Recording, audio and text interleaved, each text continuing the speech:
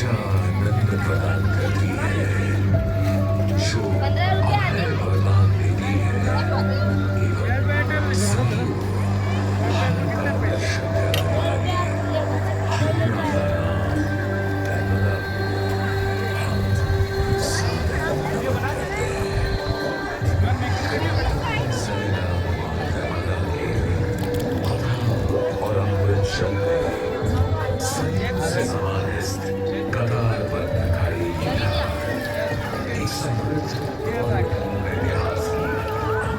उधर देखना देख लो, नहीं तो इधर इधर आ जाओ।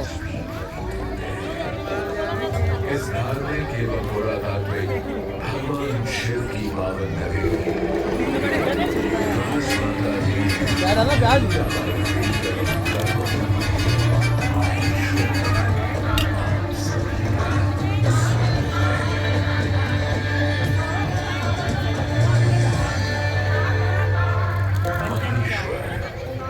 जिसका इतिहास भारतीय पुरातत्वविद स्वर्गीय पाटनकर जी और उनके दल के शोधानुसार हड़प्पा संस्कृति से भी प्राचीन होने की संभावना व्यक्त करता है।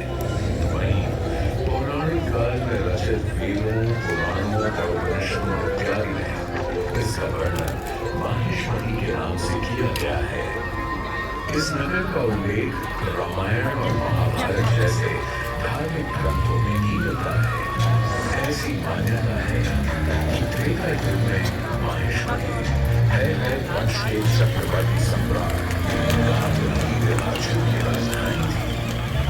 1000 भुजाओं के साथ जन्म लेने वाले महावीर अर्जुन सहस्रार्जुन के नाम से भी जाना जाता है, जो आगे चलकर एक महान चक्रवर्ती सम्राट बने और उन्होंने माहेश्वर क्या कहें उस समय की माहेश्वरी को बनाया और बसाया। इसी नगरी में सहस्त्रधारा स्थान पर 7 कुंड विद्यमान है। भगवान दत्तात्रेय की उपासना किया करते थे, जिससे उन्हें अनेक दिव्य शक्तियां प्राप्त हुई। एक प्रचलित कथा के अनुसार एक बार सहस्त्रार्जुन ने अपनी सहस्त्र भुजाओं के बल से मां नर्मदा के पेट को 2 मुंहों से तोड़ दिया, जिसका उसका रेतीला तट दिखाई देने लगा। तदोपरांत गगनवान मुझ से अपने पुष्प विमान में विराजित लंकाधिपति रावण ने जब यह रेतीला तल देखा, उन्हें अपने आराध्य भगवान शिव की प्रार्थना करने हेतु यह एक उपयुक्त फोन पे कर देना, फोन पे कर देना।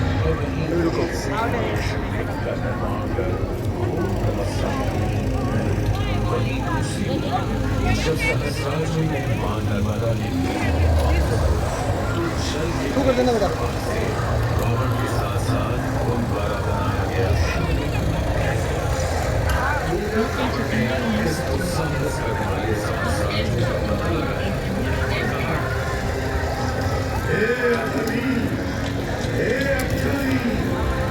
तुमने रावण की पूजा में विघ्न डालने का साहस किया है, तो तुम्हें इसका दंड अवश्य ही मिलेगा। तुम्हारे मात्र पश्चात ही अब मेरा ये क्रोध शांत होगा। मैं महादेव का परम भक्त लंकाधिपति रावण तुम्हें युद्ध के लिए ललकारता हूँ। मेरी इन सहस्त्र भुजाओं के समक्ष तुम्हारी ये समायावी शक्तियां व्यर्थ हैं। अब शक्ति की मात्रा आओ, युद्ध करो।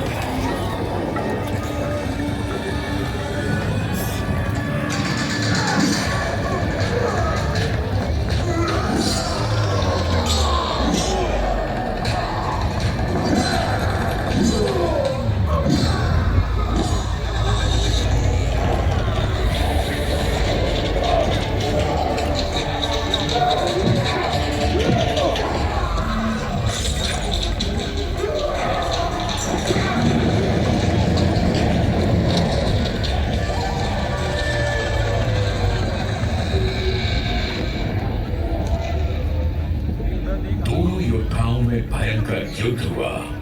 सहस्रार्जुन के बाहुबल के समक्ष रावण की सारी शक्तियां कमजोर पड़ गई। अंततः युद्ध में सहस्रार्जुन विजय हुए।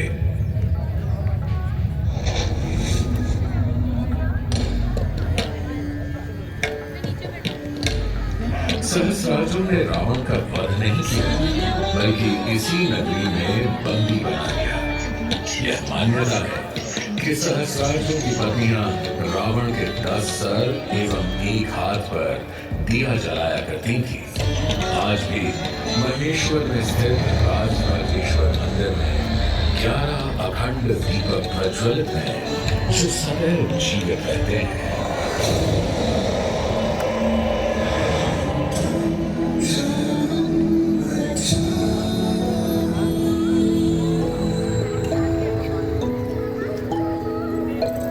एक नए युग का सूर्योदय हुआ। एक ऐसा युग जिसमें युवराज ने एक आध्यात्मिक यात्रा कर भिक्षु बनने का सफर तय किया। ये युवराज बाद में महात्मा बुद्ध कहलाए। उनके असंख्य अनुयायी एवं शिष्य बने, जिनमें मगध साम्राज्य के सम्राट अशोक का नाम भी आता है। सम्राट अशोक के दादा चंद्रगुप्त मौर्य ने लगभग 4वीं शताब्दी ईसा पूर्व में अवंती को जीतकर उसे अपने साम्राज्य का हिस्सा बना दिया था। अवंती उस समय 16 महाजनपदों में एक जनपद था, जिसकी 2 राजधानी थी, उज्जैनी और माहेश्वरी, यानी आज का महेश्वर। माना जाता है कि तभी से ये क्षेत्र प्रारंभिक बौद्ध धर्म और जैन धर्म का केंद्र बन गया। सम्राट अशोक ने धर्म के प्रचार प्रसार करने हेतु कई स्तूप और विहार बनवाए, जो बौद्ध धर्म की परंपरा का हिस्सा बने। इस समय से थोड़ा आगे चले तो बाघ भी देखने को मिलता है।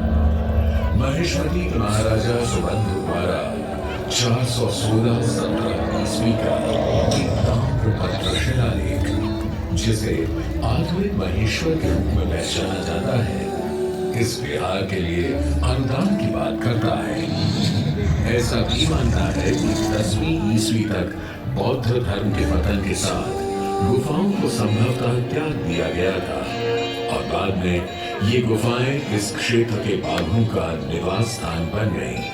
इसीलिए इन्हें बाघ नाम मिला।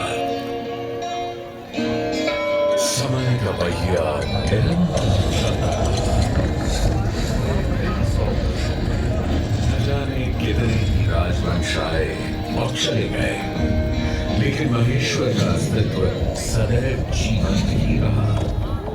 कई सदियों बाद महेश्वर एक बार फिर पुनर्जीवित हुआ, जब सन 1767 में राजमाता देवी अहिल्याबाई होलकर ने इसे अपनी राजधानी बनाया। सादगी पूर्ण जीवन का प्रतीक माने जाने वाली देवी अहिल्याबाई ने शाही सिंहासन पर ना बैठ राजगद्दी से अपना शासन चलाया। उनका जीवन बड़ा अनुशासन प्रिय था।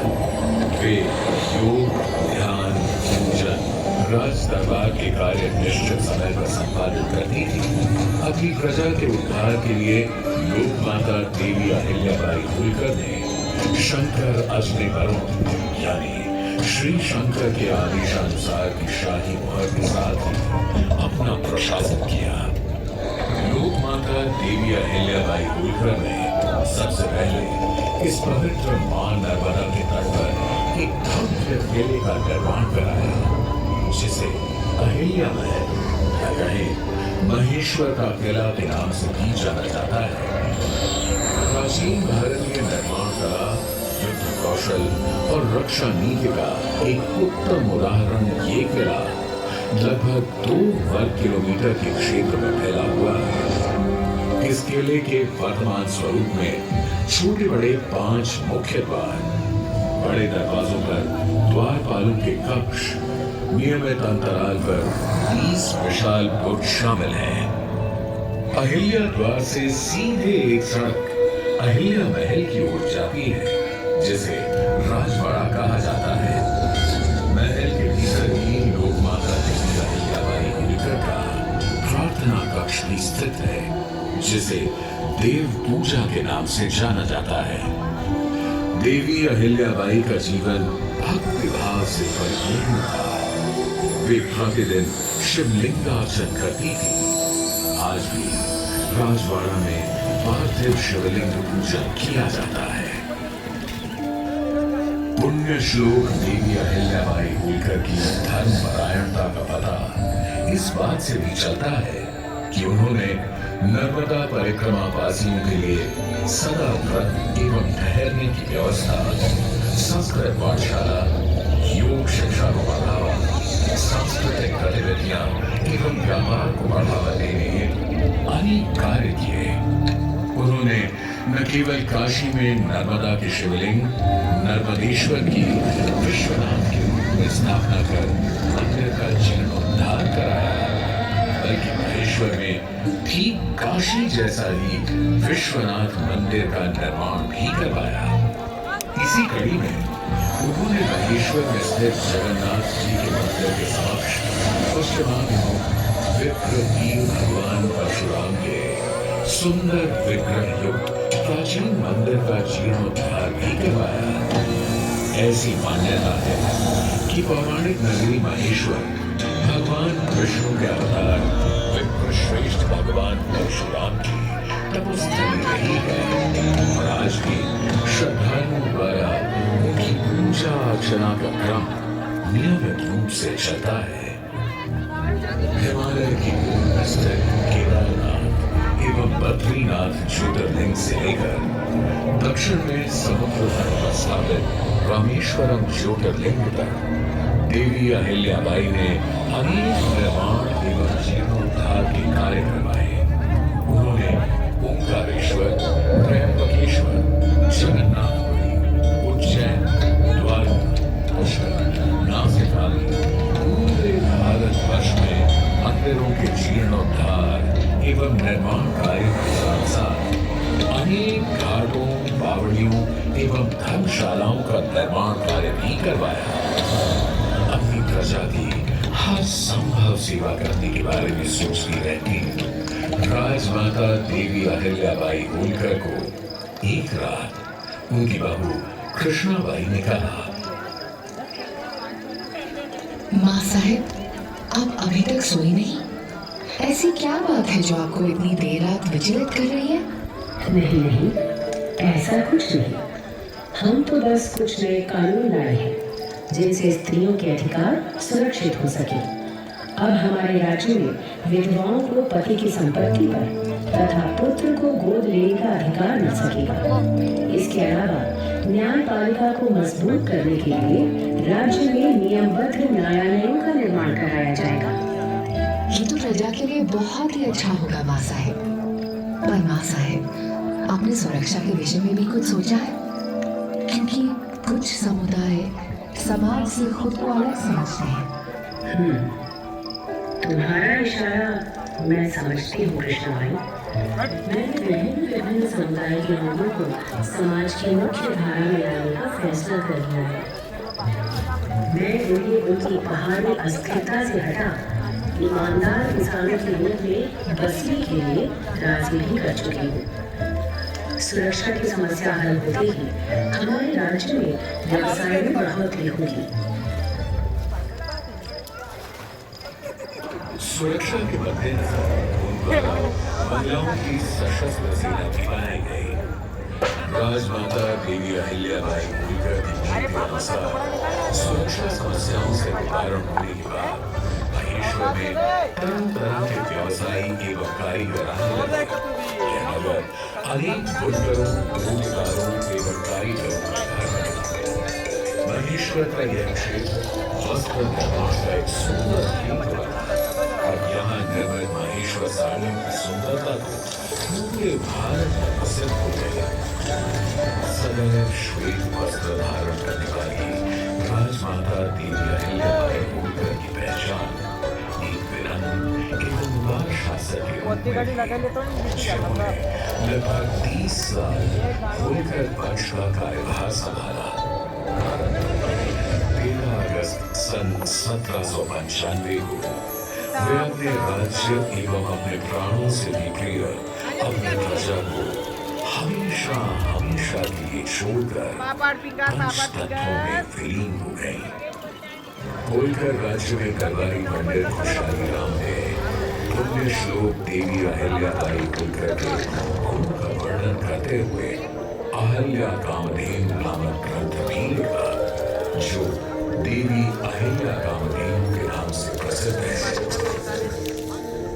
राजमाता देवी अहिल्याबाई होलकर के कुशल नेतृत्व एवं सैन्य प्रतिभा ने आने वाली पीढ़ियों को प्रेरित किया। 19वीं शताब्दी के शुरुआती दौर में होलकर वंश से ही महाराजा यशवंतराव होलकर ने ब्रितानी हुकूमत के खिलाफ जंग छेड़ दी। उन्होंने भारतवर्ष के सत्ताधारी राजाओं को एकजुट कर अंग्रेजों को बाहर के सताने से खदेड़ना शुरू कर दिया। महाराजा यशवंतराव होलकर की बहादुरी और सटीक युद्ध रणनीतियों से भयभीत हो अंग्रेजी अफसर चार्ल्स मेटकाफ ने भी ब्रितानी हुकूमत को दिए अपनी एक पत्र लिखा, that we are disgraced and Holkar is the prevailing power in Hindustan. अंग्रेजों के अलावा मुगल शासक शाह आलम ने भी महाराजा यशवंतराव होलकर की प्रशंसा करते हुए उन्हें महाराजा अधिराज राज राजेश्वर आलीजा बहादुर की उपाधि से सुशोभित किया। आजादी की पृष्ठभूमि से आगे चले तो महेश्वर का देश है समृद्ध इतिहास, कला, धर्म, संस्कृति एवं पुरातात्विक धरोहरों को संजोए हुए आज भी खड़ा है। अपने धार्मिक महत्व के कारण ये शहर काशी के ही समान भगवान शिव की नगरी है, इसलिए इसे गुप्त काशी भी कहते हैं। प्राचीन माहेश्वरी और भगवान शिव से जुड़ी एक किंवदंती आज भी सुनी होती है। कहते हैं कि भगवान के पद के लिए भगवान शिव ने माहेश्वरी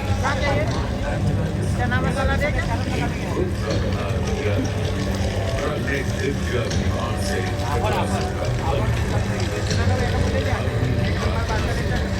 भगवान शिव ज्वालेश्वर और कालीश्वर ने 2 मंदिरों में आज भी विराजित है। भगवान शिव की ये पावन नगरी ऋषि मुनियों को भी सदा प्रिय रही है। महेश्वर घाट से लगभग 20-30 किलोमीटर दूर मां नर्मदा के तट पर महर्षि दधीचि का आश्रम स्थित है। मान्यताओं के अनुसार ये वही महर्षि दधीचि हैं जिन्होंने मानव कल्याण के लिए देह त्याग कर अपनी रीढ़ की हड्डी देवराज इंद्र को दान दी। उनकी इस रीढ़ की हड्डी से वज्र अस्त्र बना, जिससे वृत्तासुर राक्षस का विनाश हुआ और तीनों लोगों में पुनः धर्म की स्थापना हुई। ये चने बनाओ भैया। तो महेश्वर का स्थान है जहाँ पंडित महाराज एवं नर्मदा अष्टकम और सहस्रार के रचयिता जगत गुरु आदि शंकराचार्य के बीच शास्त्रार्थ हुआ एवं सनातन धर्म को एक उत्तम दिशा मिली। यहाँ लगभग 25 छोटे बड़े घाट हैं जिनका अद्वितीय महत्व है। बड़घाट, पेशवा घाट, मनोकामनेश्वर घाट, माधवेश्वर घाट पर संतों के सुमुख से श्लोक, दोहे, चौपाइयां सदैव गूंजती ही रहती हैं। वैसे आप अभी जहां उपस्थित हैं यह अहिल्या मां साहेब घाट या कहेंगे महेश्वर घाट कहलाता है। इसी घाट की सीढ़ियों से ऊपर जाए तो पुण्य श्लोक देवी अहिल्याबाई होलकर को श्रद्धांजलि अर्पित करती अहिलेश्वर छतरी है। इसी के सामने मल्हार राव द्वितीय के छोटे भाई को समर्पित विठोजी राव छतरी भी विद्यमान है। इसके अलावा महेश्वर में मां विंध्यवासिनी भवानी देवी का मंदिर भी स्थित है, जिसे मत्स्य पुराण के 13वें अध्याय में देवी भगवती के 108 सिद्ध पीठों में स्वाहा पीठ कहा गया है। इसके अलावा यहाँ 100 से भी अधिक मंदिर विद्यमान है जो महेश्वर की समृद्ध संस्कृति का प्रमाण प्रस्तुत करते हैं। महेश्वर तीर्थ यात्रियों और पर्यटकों दोनों को अपनी ओर आकर्षित करता है। उसकी एक वजह यहाँ मनाए जाने वाले तीज त्योहार उत्सव पर्व हैं, जिनमें शिवरात्रि स्नान, 3 दिवसीय निर्माण उत्सव, लोकपर्व गणगौर, नर्मदा जयंती आदि बड़ी धूमधाम से मनाए जाते हैं। श्रावण माह के अंतिम सोमवार यहाँ नगर में भगवान काशी विश्वनाथ की शाही सवारी निकलती है, जिससे कि पूरा महेश्वर भगवान शिव के रंग में रंग जाता है। अब अगर कोई महेश्वर आए और माहेश्वर की सवारियां बना ले जाए तो ऐसा होना थोड़ा मुश्किल ही है। माहेश्वरी साड़ियों के निर्माण की वर्तमान व्यवस्था भी अहिल्याबाई की दूरदर्शिता का ही परिणाम है। लेकिन कुछ दशक पहले कम आय के कारण कारीगर इस कला को छोड़कर अन्य रोजगार अपनाने लगे थे। सन 1970 में हालात इतने खराब हो चुके थे कि यहाँ केवल 300 बुनकर ही रह गए। कुछ समय बाद लगभग सन 1978 में होलकर वंश के वंशज हिज हाइनेस महाराज कुमार शिवाजी राव होलकर और उनकी धर्मपत्नी शालिनी देवी होलकर ने इस कला को जीवन रखने हेतु एक नॉन प्रॉफिट सोसाइटी का निर्माण किया, जिसका नाम रेवा रखा गया। कर्नाटक, गुजरात, हैदराबाद और मालवा या कहें पूरे भारतवर्ष से कारीगरों को महेश्वर में सुविधाएं देकर स्थापित किया गया। आज इस कला को संजोए हुए लगभग 3000 वर्कर सक्रिय है। यह सोसाइटी कारीगरों को उनके काम के लिए एक आउटलेट प्रदान करती है और माहेश्वरी साड़ी प्रेमियों के लिए इन खूबसूरत साड़ियों को खरीदने का एक माध्यम मुहैया कराती है। नर्मदा अर्थात ना मरने वाली, चट्टानों का सीना चीरकर पहाड़ों से संघर्ष करते हुए अमरकंटक से अंबार की खाड़ी तक की लंबी यात्रा कर मां नर्मदा करोड़ों लोगों के जीवन यापन का आधार बनी। उनके संघर्ष से जो उत्पन्न हुआ, उसी कारण मां नर्मदा का नाम रेवा पड़ा। महेश्वर के घाट पर बैठकर मां रेवा की कल कल धारा से बात करते हुए आप ये जान सकते हैं कि अहिल्या जैसी रेवा और रेवा जैसी अहिल्या अनवरत संघर्षशील करके विश्व कल्याण के अपने उद्देश्य को न भूलने